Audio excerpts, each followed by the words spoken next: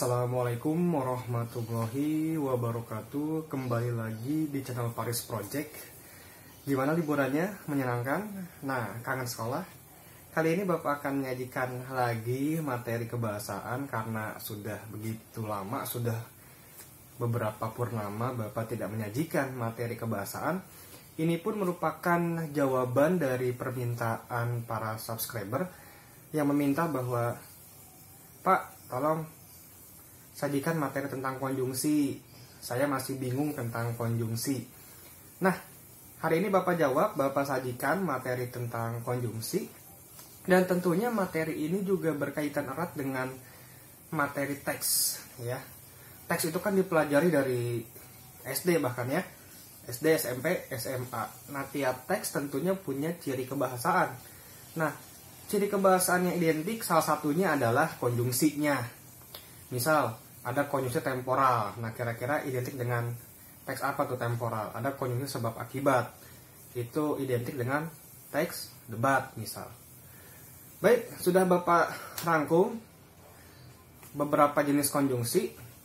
Nah, ada 3 jenis konjungsi. Sebelum kita masuk ke pembahasan 3 jenis konjungsi ini, Bapak jelaskan dulu tentunya ya.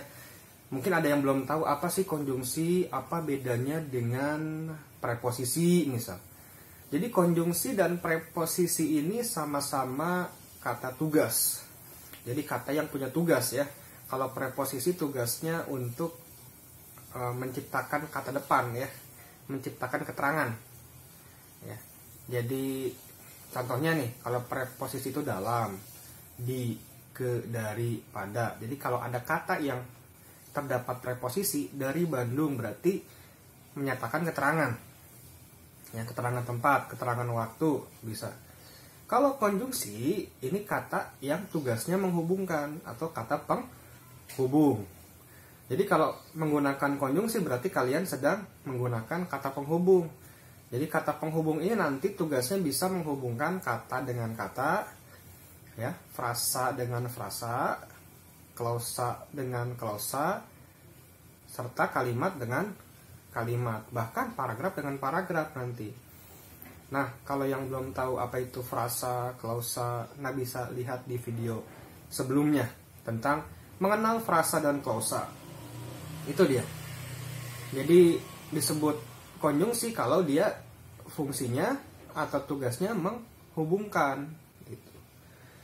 Kita masuk ke pembagian konjungsi. Sudah Bapak salin dari beberapa sumber tentunya, sumber yang terpercaya. Ada konjungsi intrakalimat. Jadi Bapak membagi 3 nih ya. Berdasarkan sumber yang ada. Ada konjungsi antar kalimat dan ada konjungsi korelatif. Ini pun nanti berkaitan dengan soal-soal ujian, terutama soal-soal ujian tes potensi skolastika, ya skolastik ya. Jadi untuk yang ingin mengikuti SBMPTN tentunya, kemudian juga ingin mengikuti ujian-ujian masuk perguruan tinggi, ini akan keluar ya. Karena tahun ke tahun materi konjungsi ini muncul di soal-soal ujian. Nah, intrakalimat pertama kita bahas. Jadi konjungsi intrakalimat ini nanti dibagi 2. Ada konjungsi intrakalimat yang koordinatif dan yang subordinatif. Nah, bedanya apa? Bedanya kalau yang koordinatif ini nanti akan membentuk kalimat majemuk setara. Ya. Materi kalimat majemuk setara ini sudah dipelajari di SMP sebenarnya. Jadi kalau kalimat majemuk setara itu antara klausa pertama dan klausa yang lainnya itu bisa membentuk kalimat baru.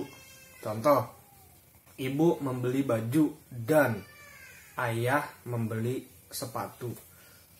Nah, ada penggunaan dan di sana, berarti itu kalimat majemuk setara, dan itu merupakan konjungsi intrakalimat yang sub atau koordinatif, dia ya setara. Ya. Jadi antara klausa pertama itu bisa terpecah nanti bisa menjadi kalimat sendiri nantinya. Nah, ada apa aja konjungsi setara? Ada dan atau tetapi lalu kemudian melainkan sedangkan. Itu. Jadi kalau konjungsi intrakalimat ini baik yang koordinatif maupun subordinatif, tugasnya dia menghubungkan kata dengan kata, frasa dengan frasa, klausa dengan klausa. Sudah sampai situ saja. Kalau yang menghubungkan kalimat dengan kalimat nanti konjungsi antar kalimat dia. Letaknya di awal kalimat. Kalau ini letaknya bisa di awal kalimat, kayak jika ya. Jika kan bisa di awal kalimat. Jika hujan, saya tidak akan sekolah. Nanti contohnya. Kalau ini letaknya di tengah-tengah biasanya. Ya. Jadi bukan di awal kalimat. Kalau yang koordinatif itu. Boleh nggak kalau di awal kalimat? Nah, ini sering muncul di ujian. Misal muncul kata dan di awal kalimat. Dan hujan pun turun dengan derasnya. Nah, itu kan bahasa-bahasa dalam puisi ya. Tidak masalah, tapi kalau disajikan dalam soal-soal ujian, nah tentunya itu tidak baku ketika ditanyakan apakah kalimat itu baku atau tidak. Jadi tetapi, dan, kemudian itu, sedangkan ya. Ketika letaknya di awal kalimat berarti bisa disebut kalimat yang tidak baku. Ya, dilihat dulu kalimatnya. Nah, itu ya yang koordinatif, dia akan membentuk kalimat majemuk setara. Kalau yang subordinatif ini akan membentuk kalimat majemuk bertingkat. Nah, kalimat majemuk dalam K13 namanya kalimat kompleks ya. Ada lagi kalimat simpleks, kalimat tunggal kalau itu. Kalau kalimat tunggal ciri khasnya dia tidak menggunakan konjungsi. Itu bisa terlihat dari penggunaan konjungsinya. Jadi kita bisa mengetahui apakah kalimat tersebut kalimat tunggal atau kalimat majemuk nih. Salah satunya kita bisa lihat penggunaan konjungsinya. Kalau dia menggunakan konjungsi, nah itu bisa jadi kalimat majemuk atau kalimat kompleks. Itu ciri khasnya ya, salah satu ciri khasnya di penggunaan konjungsi. Nah, lanjut ke bertingkat. Ini ada apa aja? Ada karena, sebab. Karena kan ini konjungsi apa nama lainnya? Karena sebab itu dalam teks debat nih kelas 10 ya, merupakan konjungsi kausalitas namanya. Ya. Kalau jika itu konjungsi yang menyatakan syarat. Jadi nanti ada pembagian juga. Karena, sebab, sehingga itu konjungsi kausalitas atau sebab akibat. Ada konjungsi temporal. Contohnya apa nih? Kemudian. Itu namanya temporal. Ada konjungsi pertentangan atau perlawanan. Contohnya apa? Tetapi, sedangkan, melainkan. Ya. Tuh. Jadi fungsinya apakah menyatakan hubungan sebab akibat, berarti dinyatakan dengan karena, sebab, sehingga. Fungsinya yang menyatakan syarat berarti menggunakan jika, andai. Itu. Fungsi konjungsi yang menyatakan penjelasan artinya bahwa. Nah itu. Ini juga sering muncul dalam soal-soal ujian ya. Fungsi konjungsi. Kalau ini kan pembagian konjungsinya. Ada 3. Itu dia konjungsi intrakalimat yang koordinatif. Ini masih banyak lagi ya. Masih banyak sebenarnya nih. Masih banyak kelanjutannya. Tuh. Ini hanya beberapa disajikan karena keterbatasan tempat. Jadi bedanya kalau intrakalimat dengan antar kalimat. Kalau intrakalimat hanya tugasnya menghubungkan hingga tataran klausa saja. Ya. Ingat, hingga tataran klausa. Jadi kata dengan kata, frasa dengan frasa, klausa dengan klausa. Nah, kalau antar kalimat ini tugasnya menghubungkan kalimat dengan kalimat. Dan ciri khasnya yang membedakan antara antar dan intra, penempatan konjungsinya. Kalau antar kalimat ini letaknya ya seringnya di awal kalimat nih. Di awal kalimat semua. Oleh karena itu, oleh sebab itu contohnya ya. Akan tetapi. Nah, beda ya. Kalau tetapi itu intra kalimat. Kalau akan tetapi dia antar kalimat. Namun selain itu, bahkan. Nah, untuk bahkan ini bisa juga nggak di awal kalimat, bisa karena dalam beberapa kasus penggunaan bahkan ini bisa juga ternyata tidak di awal kalimat, tapi dia lebih banyak fungsinya itu untuk antar kalimat. Nah, fungsinya bahkan itu apa? Dia menegaskan gitu. Kalau selain itu menambahkan. Kalau namun ini menentang ya, pertentangan, sama seperti akan tetapi. Ya fungsinya. Oleh karena itu, oleh sebab itu untuk sebab akibat ya. Jadi konjungsi antar kalimat yang menyatakan sebab akibat atau kausalitas nama lainnya. Tuh, jadi antar kalimat itu letaknya di awal kalimat, dia ditulisnya di awal kalimat. Jadi kalau kalian menggunakan kata sehingga di awal kalimat, nah itu tidak baku. Sering muncul di soal-soal penggunaan konjungsi yang tidak tepat.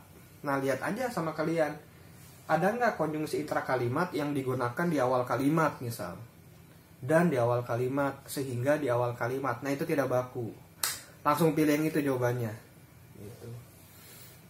Karena kalau konjungsi antar kalimat itu ya dia nggak sebanyak intrakalimat ya. Dengan demikian ini masih banyak lagi ya, ada beberapa lagi. Dengan demikian, maka dari itu gitu ya.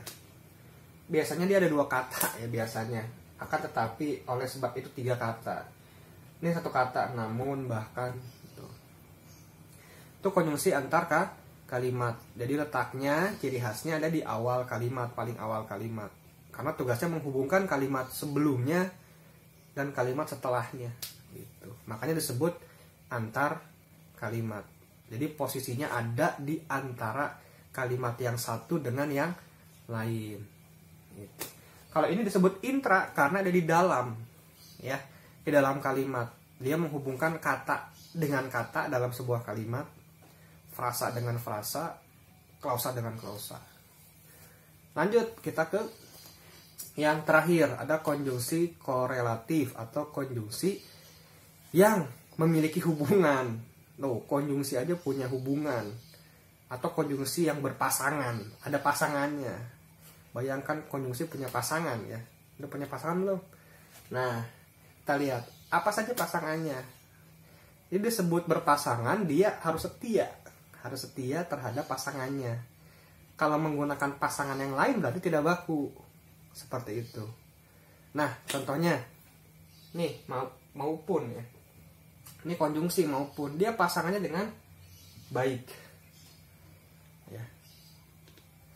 Baik dia maupun saya, misal. Nah, itu harus pasangannya dengan baik. Bukan saya tidak suka dengan dia, maupun juga dengan temannya. Nah, itu tidak baku namanya. Karena maupun itu pasangannya dengan baik. Ini sering juga muncul dalam soal ujian, hati-hati. Kalau ada penggunaan maupun, lihat pasangannya apakah dengan baik atau dengan tidak. Kalau dengan tidak berarti tidak baku itu kalimat, ya. Tidak pasangannya dengan tetapi, ya. Tuh, tetapi dengan tidak. Ini udah berpasang-pasangan. Jadi kalau dia selingkuh, nah berarti tidak baku. Seperti itu. Melainkan dengan bukan. Di lagu ada ya. Bukan dia tetapi aku. Lagu apa tuh? Nah, nggak baku berarti kan ya. Iya, tapi kan itu digunakan dalam seni ya. Seni mah nggak masalah, silakan. Tapi kalau muncul di soal-soal bukan dia melainkan aku, berarti udah baku. Kalau bukan dia tetapi aku, nah baru tidak baku. Nah, antara dengan dan, antara ada dan tiada, itu udah baku berarti ya. Sedemikian rupa sama sehingga. Saya membuat kreasi sedemikian rupa indahnya sehingga bisa dinikmati oleh siapapun, misal. Itu baku. Jangankan dengan pun. Jangankan permata, rumah pun aku tak punya. Ada lagunya juga sama. Silakan boleh kalian cari di internet ya lagunya. Ini pasangan-pasangannya, ya. Atau yang mahir bahasa Inggris juga ini pasti mengenal nih, namanya correlative conjunction atau konjungsi korelatif, sama dengan bahasa Indonesia konsepnya, ya. Nah, kalau ada penambahan kata tidak hanya, maaf ya, Aduh, hitam penghapusnya. Nah, saya tidak hanya lapar, ada kata hanyanya, tetapi, nah itu perlu menggunakan kata juga biar baku.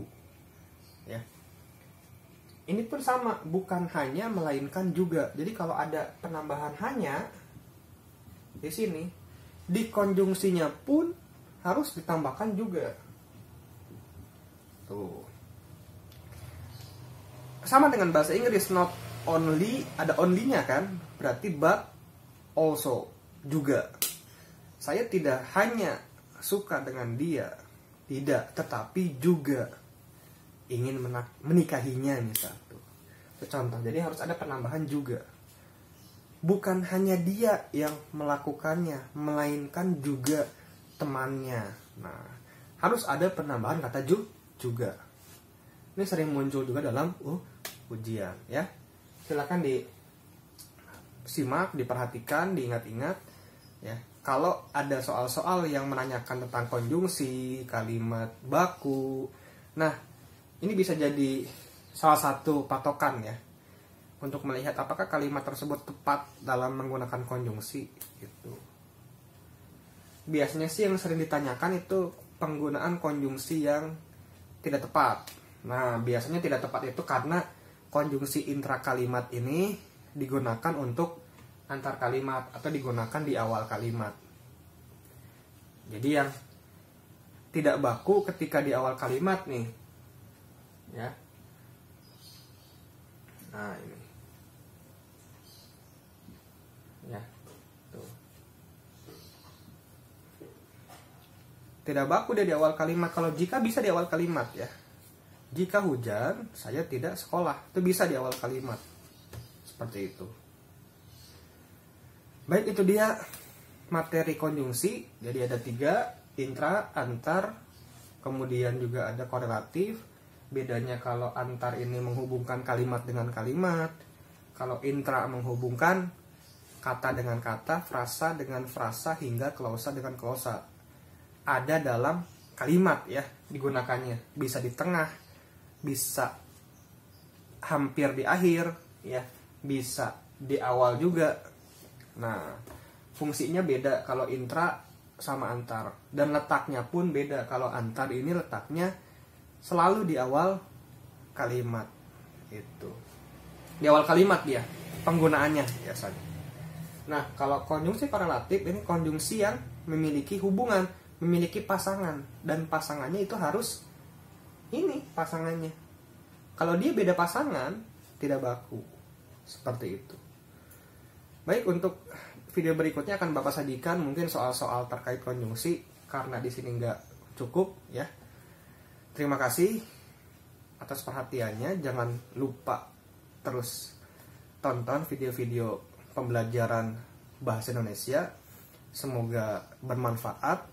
Boleh bagikan, silahkan. Ketika ada pertanyaan, silakan tanyakan, tulis di kolom komentar. Dan semoga kalian sehat selalu, bahagia selalu. Terima kasih. Wassalamualaikum warahmatullahi wabarakatuh.